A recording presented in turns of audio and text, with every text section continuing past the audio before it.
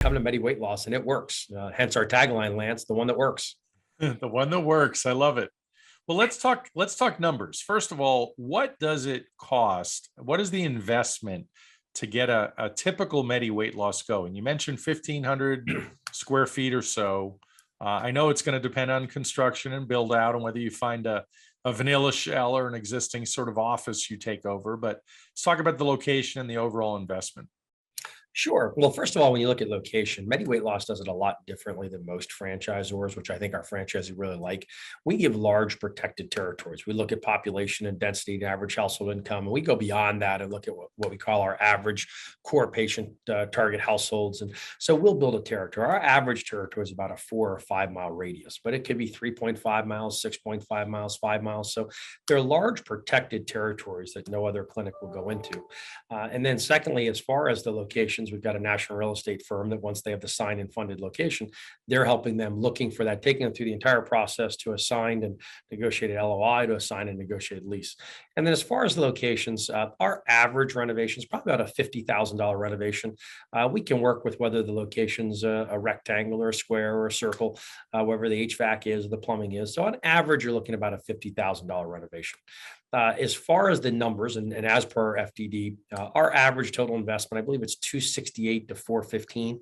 But on average, for that non-physician, you're going to come in, and we're very conservative here. So as I say all day long, you'll spend about $350,000, or we'll want you to have that available to make the business successful. I think that's the one thing that we've done very well here, and certainly credit Ed to this, is that we're funded very well. And at the end of the day, we spend a dime to make a dollar. We don't spend a penny to make 50 cents.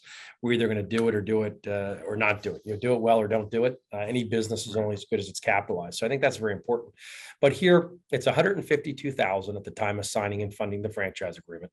It's a $75,000 franchise fee and a $77,000 initial package fee. That initial package, Lance, is really everything they need to open up the clinic other than the furniture, telephone, computer. So that's all the medical equipment, capital equipment, ancillary supplies, products, supplements. We create, develop, launch, and pay for their initial marketing, $12,000 alone. It includes a week-long system standards training here. Then our opening team goes out to their location for their grand opening week to do additional training and be there to get them off to a good start. And then they'll have a dedicated franchise field consultant from Medi Weight Loss as well assigned to their clinic. So $152,000 at the time they sign and fund the franchise agreement, of which 77,000 is coming back to them in kind. And then they'll need another couple $100,000 in working capital, conservatively. And that couple $100,000 of working capital includes, the $50,000 on average of renovation or build out. So you're looking at about a $350,000 investment all in on a conservative basis. Yeah. So are some of your folks getting SBA loans? They do. Most of our clientele, we do have a little bit higher qualification, to be honest with you, when we're looking at our qualifications for semi-absentee owners, they have to have 450,000 of liquid assets. For an owner operator, we significantly reduce that. It's only 150,000 of liquid assets. Not that they need to use that. They can fund it. Once they qualify with us, they can fund it however they like. We have some that do SBA loans. We have some that just pay out of their own assets. We have some that do traditional financing or loans, et cetera. Got it. Perfect. So let's talk about the bread and butter, if you will. For those of you playing along at home, let's see. An FTD, the franchise disclosure document, has 23 items. Item number 19 is the earnings claim, and the earnings claim is what a lot of my candidates as a franchise broker go right to understand. Well, what are the average sales or whatever it is that the brand might disclose? So, Andrew, what's in your item 19? Sure. And Lance, obviously, for most that aren't familiar with FDDs, the franchise disclosure document, as you explained, every franchisor has them, and they're about 2 or 3 inches thick. So I guess that's why we have attorneys in the world. But the item 19 is very important. Obviously, item 19 is where any franchisor can make their financial representations, because we can't come right out and say, here's your net or your performers, your margins. But as we walk you through the item 19, we can back right into that, into that bread and butter, as you like to say.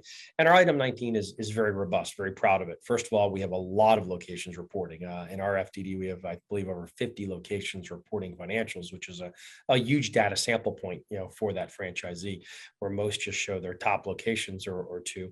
So we're very transparent, showing top to bottom, bottom to top. I'll walk them through that thoroughly and completely. But just to get right to the chase, our average location does over $919,000 a year.